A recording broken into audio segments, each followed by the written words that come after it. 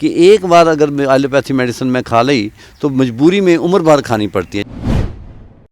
भय में लोग जी रहे हैं। किसी को छींक आती है तो वो उसको लगता है कि कहीं मेरे को कोरोना तो नहीं हो रहा। अगर व्यक्ति का मनोबल टूट गया तो फिर उसके लिए बहुत मुश्किलें खड़ी हो जाएंगी।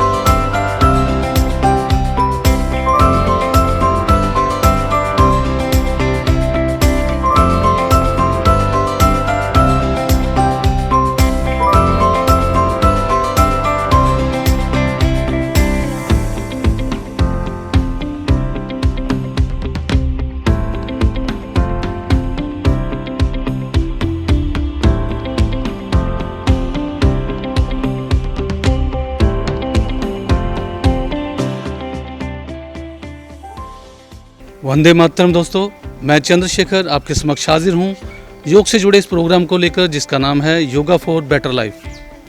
योग के इस महाकुंभ में हम आपको मिलवाते हैं योग विशेषज्ञों से, योग एक्सपर्ट से एवं आयुर्वेद एक्सपर्ट से, और पूछेंगे आपके मन के सवालों को और जानेंगे योग द्वारा जटिल से जटिल बीमारियों के आसान उपचार के बारे में। चलिए समय व्यर्थ न गवाते हुए मिलवाते हैं हमारे आज के योग एक्सपर्ट श्री कृष्णलाल गुप्ता एवं उनके सहयोगी श्री प्रमोद शर्मा जी से, जो कि कई दशकों से निष्काम भाव से योग की सेवाएं देते आ रहे हैं। नमस्कार सर। नमस्कार जी। सर, मेरा पहला सवाल, योग क्या है और ये दूसरी फिटनेस एक्सरसाइजों से भिन्न कैसे है? नमस्कार दर्शकों। योग जीवन जीने की कला है। योग जीवन पद्धति है। योग ऋषियों मनीषियों का आविष्कार है। ये दूसरी कसरत से भिन्न इसलिए है क्योंकि जितनी भी दूसरी एक्सरसाइज हम करते हैं उससे हमारा शारीरिक विकास तो होता है, परंतु आध्यात्मिक विकास उससे नहीं हो सकता।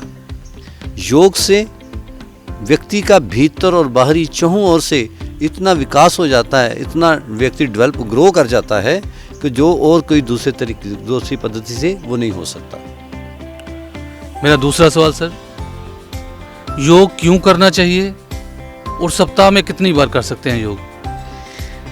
योग दर्शकों प्रतिदिन करना चाहिए। ये कोई साप्ताहिक कार्यक्रम की योजना नहीं है। उम्र भर हर रोज जब व्यक्ति करेगा तो उसके जीवन भी सफल होगा, स्वस्थ रहेगा और फिर जो चाहे वो अपने जीवन में हासिल कर सकता है। और रोग मुक्त जीवन जीने के लिए जो आज डर बन रखा है, कोई भी बीमारियां आज समाज के अंदर आ रही हैं, अगर योग अभ्यास करेंगे तो उनसे आसानी से बचा जा सकता है। कारण क्या है कि योग से व्यक्ति का इम्यून सिस्टम और रेस्पिरेटरी सिस्टम, शरीर के सारे सिस्टम्स की जो फंक्शनिंग होती है कमाल की हो जाती है और व्यक्ति निरोग जीवन फिर जी सकता है। मेरा अगला सवाल, योग करने की न्यूनतम आयु कौन सी है? वो योग की कौन सी क्रियाएं हैं जिनसे बच्चों का शारीरिक और बौद्धिक विकास हो सकता है? हालांकि योग के लिए कोई उम्र नहीं है, परंतु कम से कम 5 वर्ष तो बच्चे की आयु होनी चाहिए ताकि इसको अंडरस्टैंड कर सके, फिर इन क्रियाओं को कर सके। बच्चों का शारीरिक और मानसिक बौद्धिक विकास के लिए कुछ एक प्राणायाम है, कुछ एक आसन है जिसकी डेमोन्स्ट्रेशन आपको बाद में मिलने वाली है। अगर वो करेंगे तो बच्चों का कद भी बढ़ेगा, उनका मानसिक विकास भी होगा, फिर वो अपने जीवन में जो चाहे वो कर सकेंगे और देश के लिए एक स्वस्थ नागरिक की भूमिका में भी वो रह सकते हैं। और पढ़ाई में का जहाँ तक सवाल है, फिर वो जो पढ़ेंगे उनको याद हो जाएगा। मेरा अगला सवाल सर, जो लोग लंबे समय से एलोपैथी मेडिसिन का इस्तेमाल कर रहे हैं, योग में उनके लिए कोई आशा की किरण है? बिल्कुल है। अगर जो व्यक्ति लगातार एलोपैथी मेडिसिन पर आश्रित हो चुका है डॉक्टर की सलाह से, अगर वो उसमें से निकलना चाहता है तो वो योग और आयुर्वेद की शरण में आ जाए और साथ साथ एलोपैथी मेडिसिन का सेवन करते करते उन दवाओं की में कमी आएगी और एक दिन ऐसा आएगा कि उनकी एलोपैथी मेडिसिन बहुत कम हो जाएगी और बहुत सारे केसों में तो वो छूट भी जाती है। तो जो मन के अंदर ये धारणा बन रखी है कि एक बार अगर एलोपैथी मेडिसिन मैं खा ली तो मजबूरी में उम्र भर खानी पड़ती है, जैसे डायबिटिक पेशेंट हैं, हार्ट के पेशेंट हैं, जॉइंट पेन्स के पेशेंट इत्यादि, थायराइड के पेशेंट हैं, तो उनको उम्र भर दवाई खानी पड़ती है। परंतु अगर वो इस राह को पकड़ लेंगे तो निश्चित रूप से पहले उनकी एलोपैथी की दवाइयाँ कम हो जाएंगी, फिर धीरे धीरे एक स्टेज ऐसी आती है जब उनसे वो छुटकारा भी पा सकते हैं। परंतु ध्यान ये देना है कि योग अभ्यास हर रोज करना है, इसी में आपके स्वस्थ जीवन का रहस्य छिपा हुआ है। मेरा अगला सवाल कि योग द्वारा कोरोना से बचा जा सकता है? बिल्कुल बचा जा सकता है, क्योंकि योग के द्वारा, आयुर्वेद के द्वारा व्यक्ति का इम्यूनिटी सिस्टम और रेस्पिरेटरी सिस्टम इतने स्ट्रांग हो जाते हैं कि उनको कोरोना फिर छूता नहीं। कोरोना का क्योंकि अटैक पहले कंठ पे होता है वायरस का, फिर वहाँ से आगे हमारे लंग्स के अंदर प्रवेश करता है, फिर लंग्स को ब्लॉक करता है, बंदे को सांस नहीं आती, तो कई बार बंदे की छुट्टी हो जाती है। परंतु पूर्व अभ्यास रहने पर जब हम प्रतिदिन योग अभ्यास करेंगे तो हमारा रेस्पिरेटरी सिस्टम भी बहुत क्रियाशील रहेगा और हमारा जो इम्यून सिस्टम है, रोगों से लड़ने की जो शक्ति शरीर के भीतर व्याप्त होती है, वो मेंटेन रहती है और फिर ये उसको कुछ नहीं कहता। और योग और आयुर्वेद को जब इकट्ठा हम पहले से जोड़ के चलेंगे तो कोई वजह नहीं कि व्यक्ति को कोरोना तो क्या कोई और बीमारी हो जाए। आज लोगों के मन के अंदर एक डर है बहुत ज़्यादा, ध्यान दीजिए, भय में लोग जी रहे हैं। किसी को छींक आती है तो वो उसको लगता है कि कहीं मेरे को कोरोना तो नहीं हो रहा, किसी को जुकाम होता है तो वो ये समझता है, और किसी को बुखार हो जाए तो वो ये समझता है कि शायद मेरे को कोरोना ही हो गया। इतनी आसानी से कोरोना नहीं होता। तो इससे आपको और भी थोड़ा थोड़ा जागरूक रहने की ज़रूरत है। वो क्या, जो सरकार के नियम बना रखे हैं, डिस्टेंस, सोशल डिस्टेंस मेंटेन करना, एक दूसरे से हाथों को धोते रहना, 15-20 सेकंड लगातार धोना, और साथ ही साथ इसको आयुर्वेद के साथ भी अगर हम जोड़ के लेंगे, आप रूटीन में, कोरोना नहीं है अभी, तो आप रूटीन में गरारे कर सकते हैं।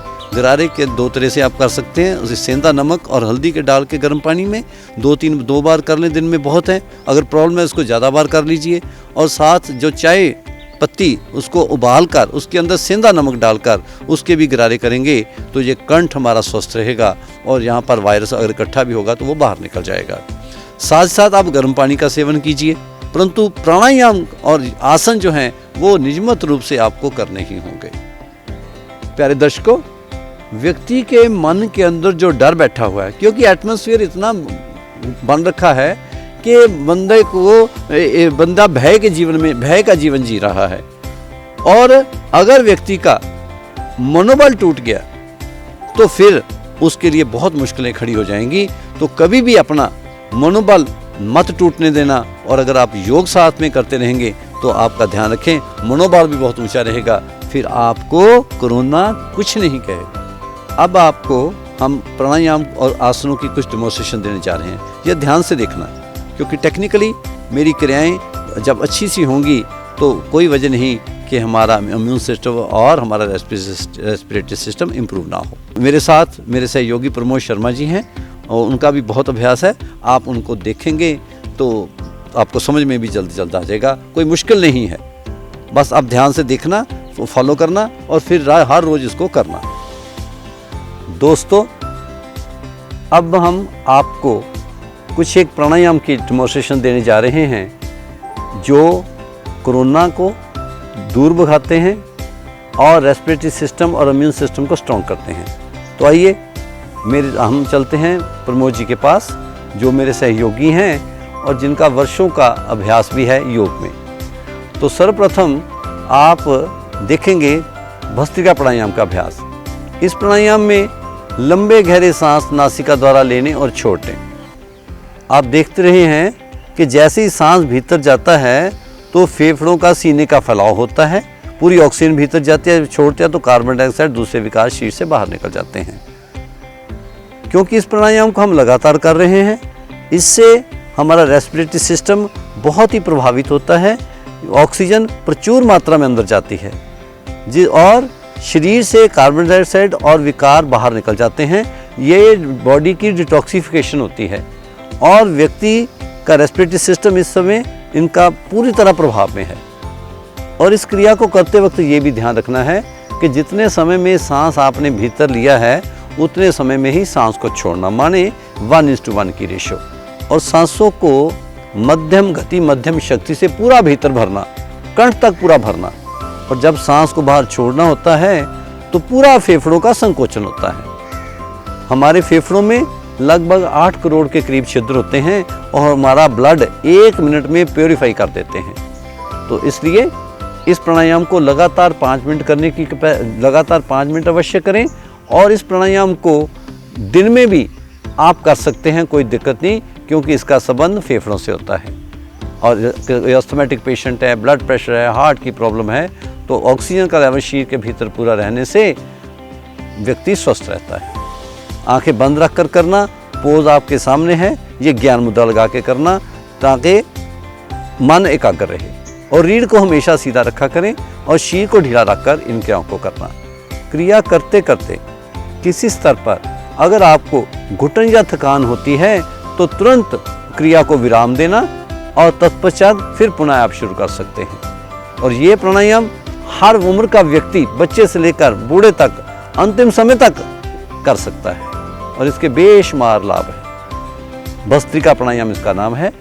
और आप सबको सलाह आप भी दीजिए कि इस प्राणायाम को आज के इस संकट की घड़ी में अवश्य दिन में भी करते रहें। अब इसके बाद क्रिया को विराम देना, कुछ पल के लिए रुकना और हो रही थोड़ी बहुत थकान को दूर करना। जब देखें कि अब मैं नॉर्मल हो गया हूँ, फिर अगले प्राणायाम में प्रवेश करना।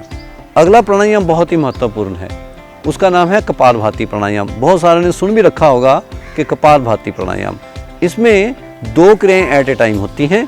नाक द्वारा सांस को बाहर फेंकना और पेट को अंदर की ओर धकेलना। अब देखिए प्रमोद जी के पास फिर चलते हैं। अब देखिए प्रमोद जी की तरफ, ये देखिए, नाक द्वारा सांस को बाहर फेंकते हैं तो नाभि की स्टोक रीढ़ की तरफ। इसको दूसरी तरह से भी समझ सकते हैं कि नाभि की स्टोक रीढ़ की तरफ लगाना और नाक से सांस को बाहर फेंकना। और इस क्रिया में सांस को लेने की कोशिश नहीं की जाती। भस्त्रिका प्राणायाम जो पहले किया था उसमें सांस लेना होता है, छोड़ना होता है, परंतु यहाँ छोड़ना ही होता है। क्या? नाभि की स्टोक रीढ़ की तरफ लगाई, पेट को ढीला छोड़ा, इतने में शरीर अपने आप सांस अंदर ले लेता है और फिर हम दोबारा सांस को बाहर फेंकने की कैपेसिटी जो है हमारी बनी रहती है। ये देखते जाइए, पेट अंदर सांस बाहर, चेहरे की आकृति ना बिगाड़नी और जरा मुस्कान से करना, इसको आनंदपूर्वक करना। और इस भाव को भी हृदय में रखना कि मेरा शरीर मन बुद्धि स्वस्थ हो रहे हैं। और योग का मार्ग क्योंकि ईश्वर की ओर जाता है, अल्टीमेटली उसकी ओर भी मन की एकाग्रता से ईश्वर की प्राप्ति होने लगती है। पेट अंदर सांस बाहर। और इस प्राणायाम को लगातार 5 मिनट करने की कैपेसिटी अवश्य बना लेनी है। शुरू में 1 मिनट किया, 2 मिनट किया, जहां आपको थकान होने लगे रुक जाना है। अगर थकान में या घुटन में प्राणायाम करेंगे तो सुनिश्चित जानिए कि लाभ की बजाय हानि हो जाएगी। तो अपनी अवस्था और अपनी अवस्था को देखते हुए अभ्यास करना चाहिए। और जिनको कमर दर्द रहता हो, हाई ब्लड प्रेशर रहता हो, हार्ट की प्रॉब्लम हो, वो इसको मध्यम गति से भी कम शक्ति लगाकर करें। फिर धीरे धीरे जैसे उनका हेल्थ लेवल बढ़ता जाता है, फिर वो जैसे सामान्य व्यक्ति करते हैं उस स्थिति में वो व्यक्ति आ जाएंगे। और इसमें देखिए, जब स्ट्रोक लगती है सांस को वेग से बाहर फेंकते हैं और फेफड़ों पर पूरा प्रेशर आता है, फेफड़े पूरे दबाव में आते हैं। और फेफड़ों की पूरी एक्सरसाइज इसके अंदर होने से रेस्पिरेटरी सिस्टम एकदम से इम्प्रूव रहेगा। कोई वायरस कंठ में जब थोड़ा बहुत कोई अंदर कोई विकार चला भी गया है तो ये कपालभाति प्राणायाम उसको बाहर निकाल देता है। साथ नाक से सांस बाहर फेंकते हैं। जो व्यक्ति का आज मनोबल टूटा हुआ है कि कहीं मेरे को कोरोना हो ना जाए, वो मनोबल कपालभाति प्राणायाम से मस्तिष्क में इतनी ऊर्जा प्रवाहित हो जाती है कि व्यक्ति का मनोबल आत्मबल दोनों प्रबल हो जाते हैं। वो फिर भय से मुक्त होकर स्वस्थ जीवन जीने लगते हैं। तो ये था कपालभाति प्राणायाम जो आपने देखा। इसको 10 से 15 मिनट रोजाना करना नॉर्मल व्यक्ति। शीर के भीतर कोई रोग है तो इसको अधिक समय के लिए भी विश्राम कर करके आप कर सकते हैं। हाँ, थक गए मान लो क्रिया करते करते, तो एक बार आप पाँव को आगे खोल भी सकते हैं। देखिए आप प्रमोद जी की तरफ, हाँ, पाँव को आगे खोलना, पंजों को आगे पीछे करना, आगे पीछे करते जाना पाँव की उंगलियों को पहले, ये 5-4 बार करके फिर पंजों को आगे पीछे करना। ये घुटनों के लिए बहुत बढ़िया एक्सरसाइज है, बहुत बढ़िया है, और टांगे भी रिलैक्स हो जाती हैं। फिर एडियो को सेंटर बनाते हुए दाएं से बाएं 4-5 बार घुमाना। हम आपको कम दिखा रहे हैं पर आप टेक्निक को समझिए। इस क्रिया को करते वक्त घुटने ऊपर नहीं उठने चाहिए। फिर एंटी क्लॉकवाइज घुमाना एडियो को सेंटर बनाकर। इतने में क्या होता है, टांगों के जोड़ भी ठीक हो जाते हैं, टखने घुटने जंघाएं सब स्वस्थ हो जाती हैं और टांगे रिलैक्स भी हो जाती हैं। फिर एक धीरे धीरे वापस आकर पाँव को दाएं बाएं खोलना बंद करना, टांगों को ढीला छोड़कर ताकि टांगे रिलैक्स हो जाएं। ब्लड सर्कुलेशन टांगों में तीव्र गति से होने से टांगों की नस नाड़ियाँ स्वस्थ हो जाती हैं। घुटने ऊपर नीचे करते हुए पिंडलियों को थपथपाना और फिर से एक लंबा गहरा सांस लेकर छोड़कर पाँव को थोड़ा फासला बनाकर शीर को ढीला छोड़ दें। इतने में आप रिलैक्स हो जाएंगे। फिर से अगले प्राणायाम के लिए तैयारी करनी, पद्मासन लगाना और ज्ञान मुद्रा में लगाना। अगर किनका पद्मासन ना भी लगता हो तो आप साधारण चौकड़ी मार के भी कर सकते हैं। कोई नीचे बैठ के नहीं कर सकता, चेयर पे बैठ के कर सकते हैं। अब अगला एक प्राणायाम और है, उसका नाम है अनुलोम विलोम प्राणायाम। दाएं हाथ की प्राणायाम की मुद्रा। हवन करते समय हम सामग्री किन उंगलियों से डालते हैं, वही 3 उंगलियां अंगूठा, मिडल रिंग फिंगर इसमें इस्तेमाल होती है। आप सामने देख लीजिए।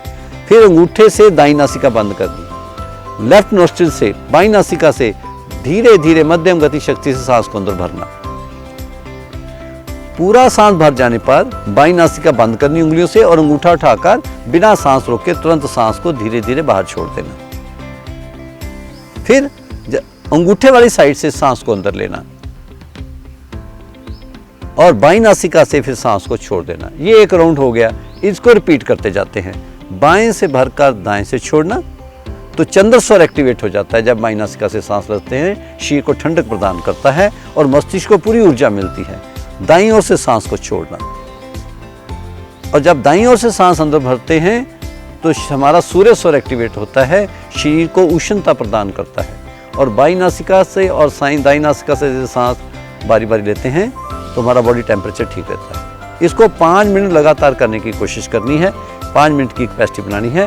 फिर आप इस प्राणायाम को 10 से 15 मिनट रोजाना करें। अरे शरीर के भीतर रोग है तो इसको आधा घंटा, पौना घंटा, 1 घंटा करते रहिए। इस प्राणायाम को आप दिन में भी करते रहिए तो कोई दिक्कत नहीं। इस प्राणायाम को करते करते फिर बाईं नासिका से जहाँ से शुरू किया था सांस को छोड़ते हुए राउंड पूरा करके वापस आना। धीरे धीरे वापस आ रहे हैं और ज्ञान मुद्रा लगाकर प्राणायाम जैसे ही कंप्लीट हो कुछ पलों के लिए मीठी मुस्कान भरते हुए अपनी अवस्था को देखना, इसके प्रभाव को देखना। आपको एक अलग से आनंद की अनुभूति होगी और भीतर पूरी मस्ती छलकेगी झलकेगी। और फिर ठाकुर जी का भी, प्रभु का भी, अकाल पुरख का भी धन्यवाद जरूर कीजिए। उसकी कृपा से हम ये देख रहे हैं, उसकी कृपा से ये समय हमें मिला है। परमात्मा की कृपा से हर पल उसका शुक्रिया करना।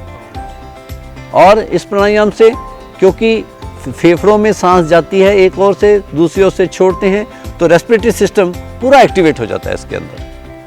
तो कैसे कोरोना कुछ कहेगा। और इम्यून सिस्टम जब ऑक्सीजन का लेवल शरीर के अंदर पूरा रहे तो कैसे प्रॉब्लम आएगी। आज जिनको कोरोना होता है तो हॉस्पिटल जाने की जरूरत तब पड़ती है जब उस व्यक्ति का ऑक्सीजन लेवल डाउन होता है। अन्यथा आप घर पर क्वारंटाइन होकर नियमों की पालना करेंगे और साथ में योग और प्राणायाम आप करते रहेंगे तो आपको इस रोग से हमेशा के लिए छुटकारा मिल जाएगा। ध्यान रखें, योग अभ्यास नियमित रूप से हर रोज करना है। शरीर के भीतर कोई रोग है, मैं दोबारा रिपीट कर रहा हूँ, तो इसको 2 टाइम कीजिए, ये ध्यान रखें। और विश्वास और श्रद्धा से कीजिए कि मेरे को इसका लाभ हो रहा है। मन में जहाँ शंका होती है वहाँ प्राप्ति नहीं होती है। तो ये प्राणायाम की क्रियाएं आपने देखी हैं। अब कुछ एक गिने चुने आसन की डेमोन्स्ट्रेशन मैं आपको दूंगा और मेरे सहयोगी प्रमोद जी मेरे को करवाएंगे और आप देखना। आप करने जा रहे हैं कुछ आसन। सर्वप्रथम करेंगे पश्चिमोत्तानासन करके दिखाएंगे श्री कृष्णलाल गुप्ता जी। एड़ियां पंजे मिलाएं, दोनों हाथ घुटनों पर, श्वास को भरते हुए धीरे धीरे बाजू आकाश की ओर लेके जाएं, खींचे ऊपर की ओर, श्वास छोड़ते हुए धीरे धीरे आगे की ओर झुकते जाएं। हाथों से पांव के घुटनों को पकड़ें, माथा घुटने से लगाने का प्रयास, कूहनियां भी धरती के साथ लग जाएंगी। कुछ पल रुकें, श्वास को भरते हुए धीरे धीरे बाजू आकाश की ओर, खींचे ऊपर की ओर, दाएं बाएं फैलाते हुए आइए वापस। इस आसन से फेफड़े जो हैं वो प्रभावित होते हैं। अब करने जा रहे हैं कोण आसन। एड़ियां पंजे मिलाएं, दोनों हाथ पीछे एडजस्ट करें, श्वास को भरते हुए धीरे धीरे हाथों पांव पर बल देते हुए श्वास गति के साथ शरीर को ऊपर की ओर उठाना है। पूर्ण अवस्था में आकर पांव के तलवे धरती को स्पर्श कर जाएंगे। गर्दन पीछे की ओर मोड़कर सामान्य श्वासों में रुकें। इस समय हमारे फेफड़ों का पूर्ण रूप से फैलाव हो रहा है। रीढ़ संबंधी विकार दूर हो रहे हैं, कंधों में बल आ रहा है। श्वास छोड़ते हुए धीरे धीरे वापिस आ जाएं विश्राम में। पांव में 1 से 1.5 फुट का अंतर, हाथ पीछे, श्वासों को सामान्य करें।